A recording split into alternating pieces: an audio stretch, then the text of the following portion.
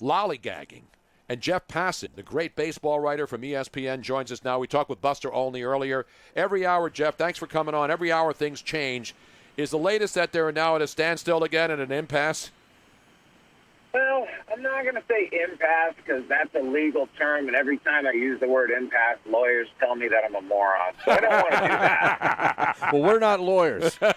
And we don't even play one on the radio. Right. I think standstill is it's about right, but I still feel like this thing is just too close at this point not to move. And I know that the owners are angry, and I know that the players are angry, and I damn sure know that the fans are angry.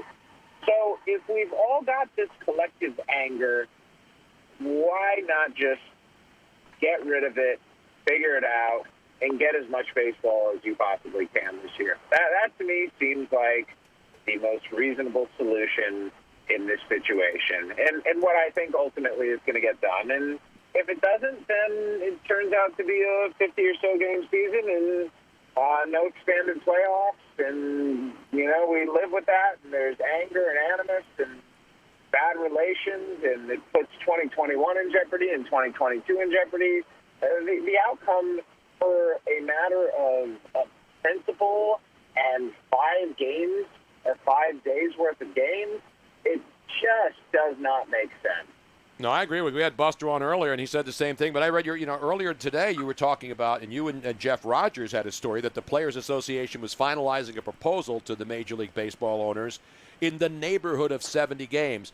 And we joked around, and I played, Mr. Rogers from In the Neighborhood. What neighborhood? Jason Stark, another respected guy that everybody knows, Hall of Famer. He said yesterday 66 games makes sense from a statistical standpoint about playing games. Yet the owners and the players can't figure this out. And why is that? Because that's the $1 million question. How come the owners and players can't figure this out and get it done? Because they don't like each other, and because they feel like the other side is continuously dealing in bad faith, and because they don't want to be the one who then goes and deals in good faith, and the other side then says, you know what, you extended the olive branch, but we're going to grab it and snap it in two and tell you what we want to do. And it's just, it's become a tiresome endeavor for everybody involved. And this all goes back to the March agreement, Tony. I mean, on March 26th, they came to an agreement that should have laid the groundwork for a return-to-play scenario, but instead they've spent the last 2 months disagreeing on what the agreement said. And every time you have a disagreement on an agreement, that's a sign of a problematic relationship, and exactly where we are right now. The Players Association doesn't like the league, and the league does not like the Players Association. And when you have two sides that are at loggerheads like this, it makes it extraordinarily difficult to come together on a deal, even when you're as close as they are right now. Well, Jeff, they say that deadlines produce action, and I know there is no hard and fast deadline here, and maybe that's part of the problem, but they are running out of time if they want to get any appreciable amount of games in and get it done by September the 27th to have their playoffs. So are we about at that time this weekend? Is this basically it? I really hope so. I'm tired of this. Have you guys seen me lately? I look terrible. Well, we all do. Everybody does. We haven't had a haircut in 4 months. I don't need a haircut, but we're battered performers. And we've been through this, we've been the 94 rodeo we went through. That wasn't even close to this. At least we had finality and we knew it was over. Yeah, we also didn't have the internet. I mean, that tends to pour napalm on a situation like this. And it's really unfortunate because the truth is they should be playing baseball right now. They literally should be playing games right now. But they aren't, and they're not going to be for another month. And who knows what's going to happen in the country over the next month. And, I'm hopeful that the COVID cases are not going to get to the point and they're not going to spread throughout clubhouses and are not going to cause the season to get shut down. But, who knows? It's a hard thing to try and figure out on the fly when you simply don't know what a disease is and know enough about it to know the form that it would take in a situation like this. Jeff Passan of ESPN, baseball writer. We had mentioned Buster on earlier. He says it's going to take one owner to step up. We had 8 owners reportedly yesterday who wanted no season at all. So who will be the one owner if that's what it's going to take to kick these guys in the butt and say, let's get this done? And do you still stand by the whole there's 8 owners out there who really don't want to play? And do we know who those people are? I've heard like every number 1 through 15 of owners who don't want to play. And, you know, the focus on the number 8 is not a surprise because all it takes is 8 owners to shut down any plan. You need 75% vote. And when you got 30 teams, 8 is the magic number. But I think that if Rob Manfred finds a proposal that he believes in and takes it back to owners, that they're going to get on board with it. It may not be unanimous, but it will be enough to get a season started. And so the idea that the owners are going to completely shut down the season, you know, over the last couple days, I've considered it a possibility. But the more people I talk with right now, Tony, the less I believe that's the case. So it feels like the options right now are either a short season of around 50 or so games or a slightly less short season of around 65.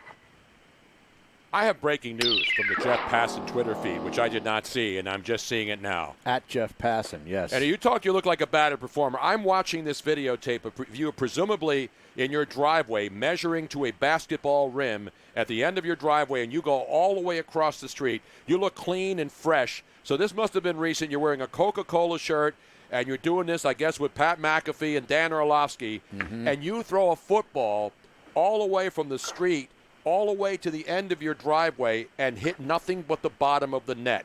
Tell me that this is recent, right? So how can you tell me that you look battered? You look like you're ready to play.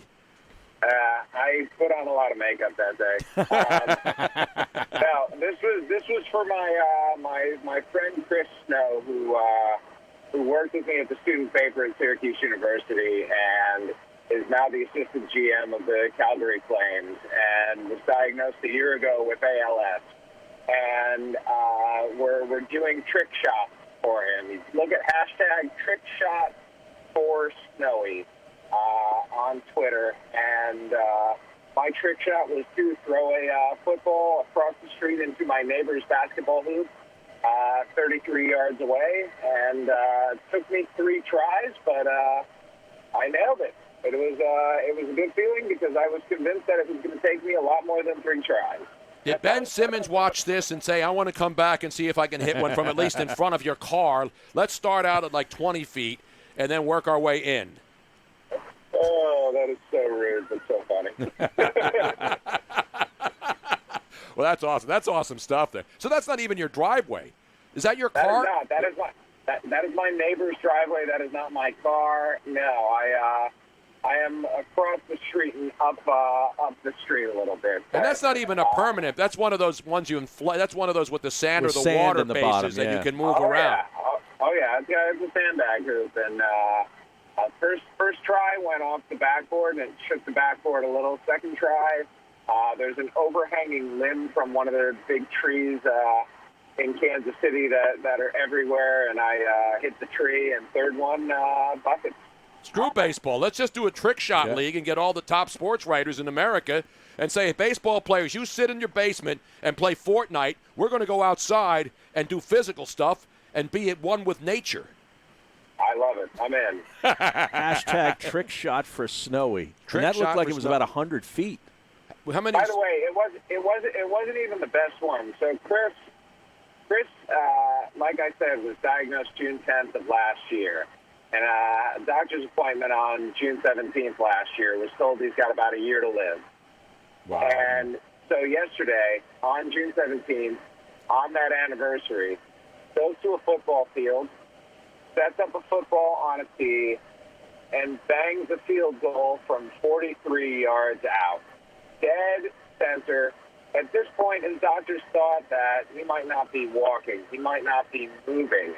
And he's out there kicking field goals from 43 yards. It was absolutely incredible. And Seriously, if you're on Twitter right now, hashtag trick shots for Snowy. Go check it out. And go do one of your own.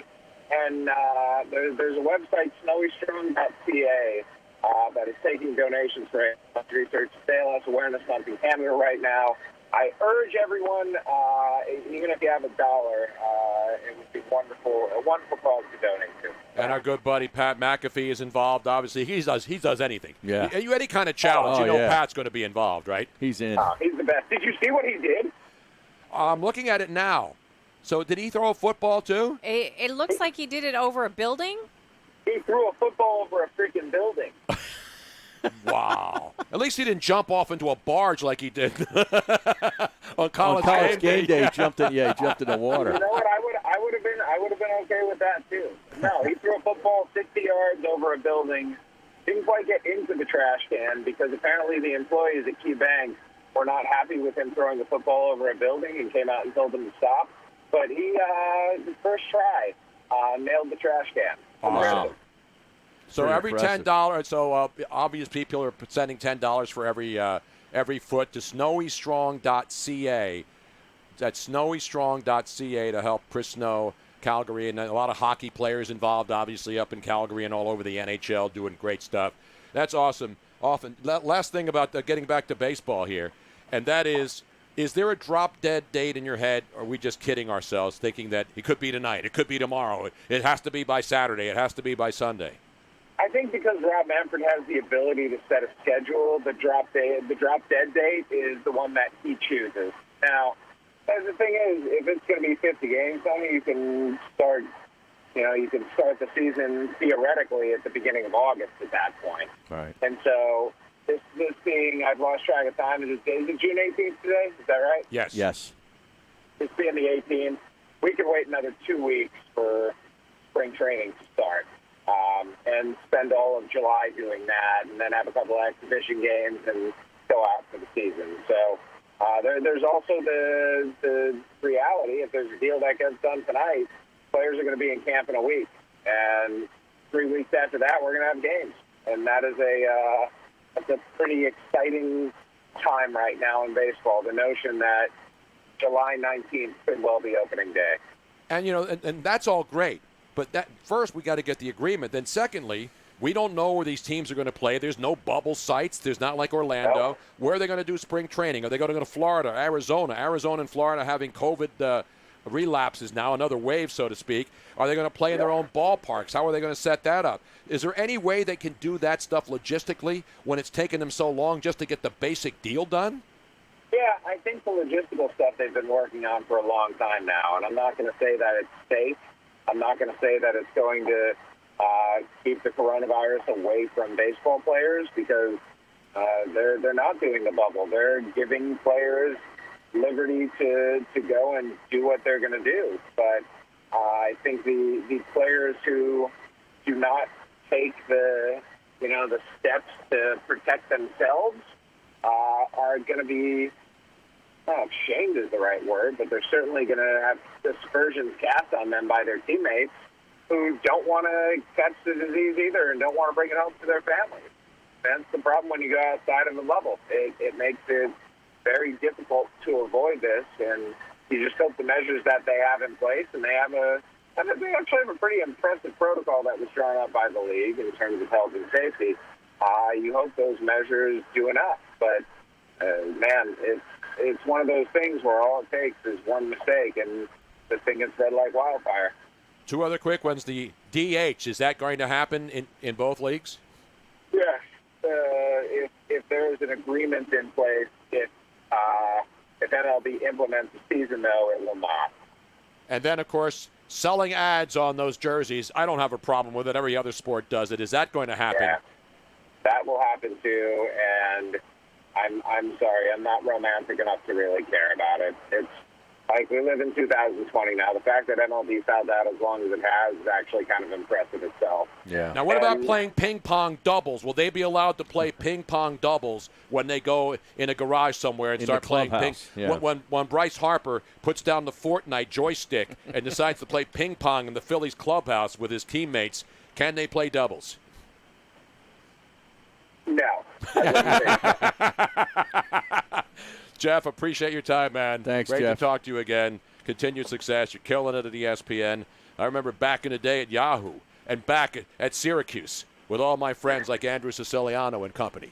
And why are you not following me on Twitter, I guess, is the final thing that really is irritating me today, Jeff. Is it really irritating you?